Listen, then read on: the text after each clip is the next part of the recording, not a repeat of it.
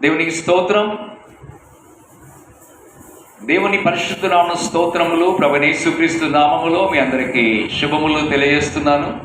యేసయ్య ఆశీర్వాద కృపా సన్నిధి ఈ కార్యక్రమానికి మీరు అందరూ ఇచ్చేసినందుకై మిమ్మల్ని అందరినీ ప్రేమతో ఆహ్వానిస్తున్నాను. దేవునికి స్తోత్రం. ప్రభునందు ప్రియమైన దేవుని బిడ్డలారా, ఈ దినమును దేవుడు మనకు ఏర్పాటు చేయబడిన అద్భుతమైన అంశము న్యూ జెరూసలేం, నూతన యెరూషలేం అనే ఒక నగరము గురించి ఈ దినమున దేవుడు మనతో మాట్లాడుచున్నారు. దేవునికి స్తోత్రం. నూతన యెరూషలేం అనేది ఒక అద్భుతమైన పట్టణం, ఒక ఆశీర్వాదకరమైన పట్టణం, ఒక సంతోషం కలిగిన పట్టణము, ఒక సమాధానం కలిగిన పట్టణము. ఎల్లప్పుడూ దేవుని సింహాసనం యందు కూర్చుని దేవుని యొక్క బిడ్డలు, వారు సేవకులేంటి, విశ్వాసులేంటి, సార్వత్రిక సంఘముగా సిద్ధపడుచున్న దేవుని యొక్క జనాంగము అంటే వారు ఏర్పరచబడిన వారు అయి ఉన్నారు. రాజులైన యాజక సమూహముగా పిలువబడుచున్న జనులై ఉన్నారు. పరిశుద్ధ జనముగా దేవుని సొత్తైన ప్రజలుగా పిలువబడుతున్నారు. దేవునికి స్తోత్రం. అట్టి దేవుని బిడ్డల కొరకు దేవుడు ఏర్పాటు చేయబడిన పట్టణము న్యూ జెరూసలేం పట్టణం. హల్లెలూయా. New Jerusalem city. దేవునికి స్తోత్రం. మనము నూతన యెరూషలేం అనే పట్టణము చేరుట కొరకై దేవుడు మనల్ని ప్రేమించి రక్షించుకొని ఉన్నాడు. దేవునికి స్తోత్రం. మనల్ని రక్షించడం కొరకై యేసుక్రీస్తు ప్రభువు చాలా శ్రమ అనుభవించాడండి. అంటే మిమ్మలను నన్ను రక్షించడానికి, అంటే ప్రపంచంలో ఉన్న ప్రతి మానవుని రక్షించడానికి, వారు ఏ దేశస్తులైనా సరే, వారు ఏ ప్రాంతంలో ఉన్నవారు సరే, వారు హిందువులైనా ముస్లిమ్స్ అయినా, వారు ఏ భాష మాట్లాడుతున్నా, వారు చదువుకున్నా చదువు లేకపోయినా, వారు పేదవారైనా ధనవంతులైనా, వారు ఎవరైనా సరే ప్రతి ఒక్కరి కొరకు దేవుడు సిద్ధపరిచిన ఒక అద్భుతమైన పట్టణం అనేది ఒకటి ఉంది. అది దేవుని చిత్త ప్రకారముగా దేవుడు నిర్మాణం చేస్తున్నాడు. దేవునికి స్తోత్రం.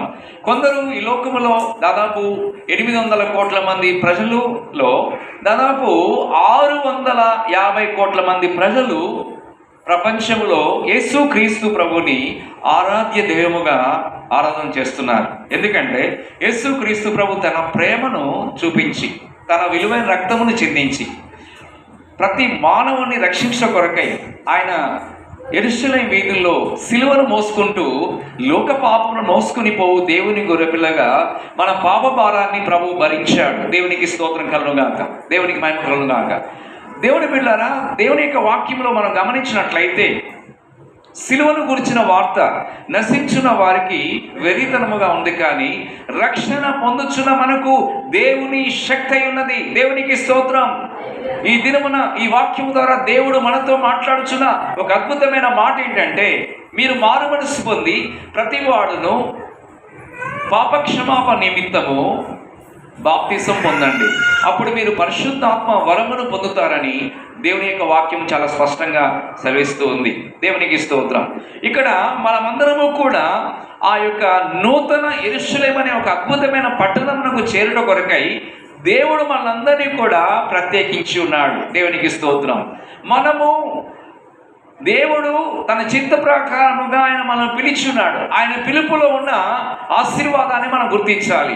ఆయన పిలుపులో ఉన్న నిత్య జీవాన్ని మనం గుర్తించాలి. ఆయన పిలుపులో ఉన్న కృపవరాలను మనం గుర్తించాలి. ఆయన పిలుపులో ఉన్న ఆత్మఫలాలను మనం గుర్తించాలి. ఆయన పిలుపులో ఉన్న ప్రత్యక్షతను మనం గుర్తించాలి. ఆయన పిలుపులో ఉన్న అభిషేకాన్ని మనం గుర్తించాలి. ఆయన పిలుపులో ఉన్న సార్వత్రిక సంఘముతో ప్రభువు రాకడ కొరకు సిద్ధపడుతున్న ఒక అద్భుతమైన ఒక పరలోక పట్టణం, ఒక పరలోకపు కుటుంబం,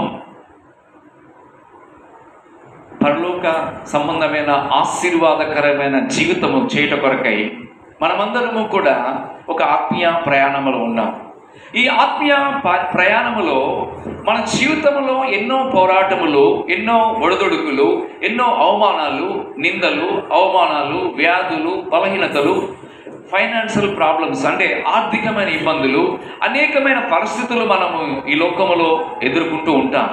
ఈ ఆత్మీయ ప్రయాణములో దేవుడు మనకు ఏర్పాటు చేయబడిన ఒక అద్భుతమైన ఆశీర్వాదకరమైన ఒక స్థలం అనేది ఉంది.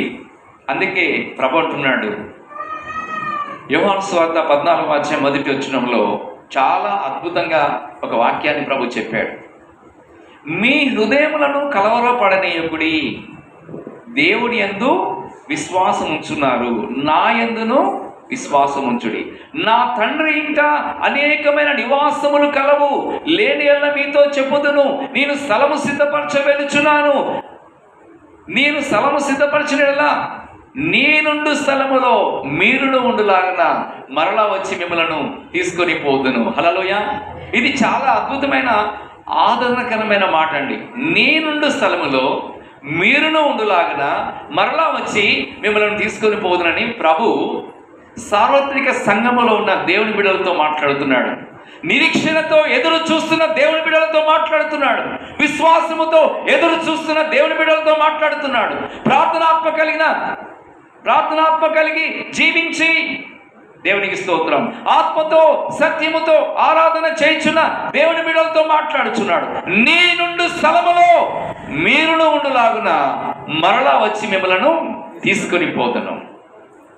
ప్రపంచంలో ఉన్న సార్వత్రిక సంఘం వారు ఏ డినామినేషన్ చెందినా సరే, వారు ఏ ప్రాంతంలో నివసిస్తున్నా సరే, ఒక ప్రతిష్ట కలిగిన దేవుని బిడ్డలు, ఒక పరిశుద్ధ జీవితం చేయించున్న దేవుని బిడ్డలు, ఒక విశ్వాస వీరులు, ప్రార్థనా వీరులు వారు రూపాంతరం చెందుతున్నారు. ప్రతిరోజు దేవుని సన్నిధిలో ప్రార్థన చేసి వారి యొక్క విశ్వాస జీవితమును, ప్రార్థనా జీవితమును, సాక్ష్య జీవితమును, ఆశీర్వాదకరమైన దేవునికి మహిమకరమైన జీవితమును అనేక మంది దేవుని బిడ్డలు, పరిశుద్ధులు కన్నీటితో ప్రార్థన చేస్తూ ఒక ప్రతిష్ట జీవితం చేసి, ఒక ప్రత్యేకమైన జీవితం చేసి, ఒక జయ జీవితము కలిగి దేవుని కొరకు జీవిస్తున్న దేవుని బిడ్డల కొరకు ప్రభు రాబోతున్నాడు. హల్లెలూయా, హల్లెలూయా, హల్లెలూయా.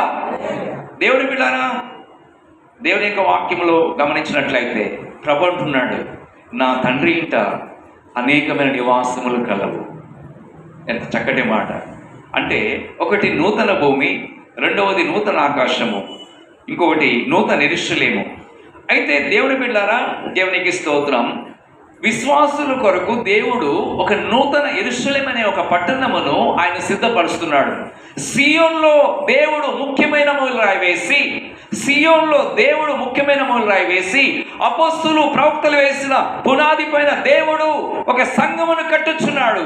ఆ సంఘము ఒక మహిమగల సంఘం, ఆ సంఘము పరిశుద్ధమైన సంఘం, ఆ సంఘము ఒక నిర్దోషమైన సంఘం, ఆ సంఘము ప్రభు రాకడ కొరకు సిద్ధపడుతున్న సంఘమై ఉన్నది. దేవునికి స్తోత్రం, హల్లెలూయా.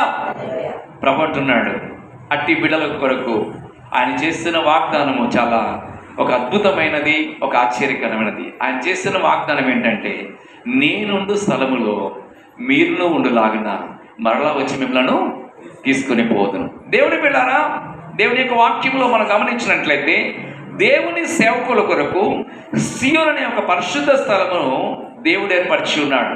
ఎవరైతే దేవుని కొరకు ప్రతిష్ఠించుకొని వారి ప్రాణములు కూడా లెక్క చేయకుండా ఈ లోక సంబంధమైన వాటన్నిటిని విసర్జించి ప్రభువు కొరకు జీవించే దేవుని బిడ్డలు ఒక ప్రతిష్ఠ జీవితము చేసి ప్రభువు కొరకు వారి యొక్క జీవితాలు త్యాగం చేస్తూ దేవుని సేవ ఎవరైతే చేస్తారో,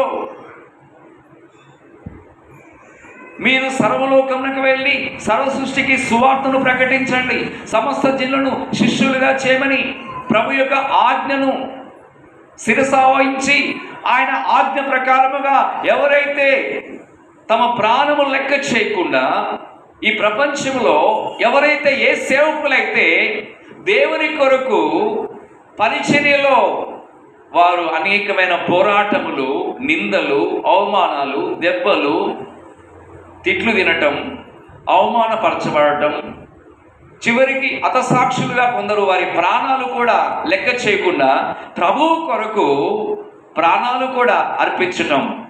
మనకంటే ముందుగా కొంతమంది పరిశుద్ధులు, సేవకులు అక్కడక్కడ అనేక ప్రాంతాల్లో, అనేక దేశాల్లో, అనేక రాష్ట్రాల్లో, అనేక పట్టణాల్లో, అనేక జిల్లాల్లో, అనేక ప్రాంతాల్లో కొంతమంది తమ ప్రాణములు కూడా యేసు ప్రభువు కొరకు అర్పించి హతసాక్షులైన వారు రూపాంతరం చెంది ఉన్నారు.